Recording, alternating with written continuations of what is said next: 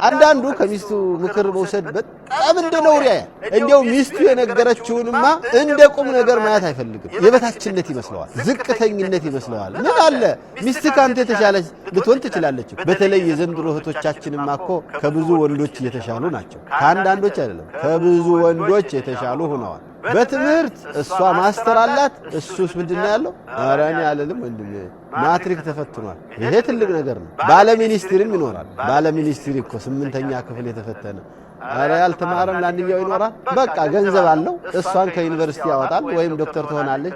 ከሕክምና ባለሙያ እሷን ይወስዳል።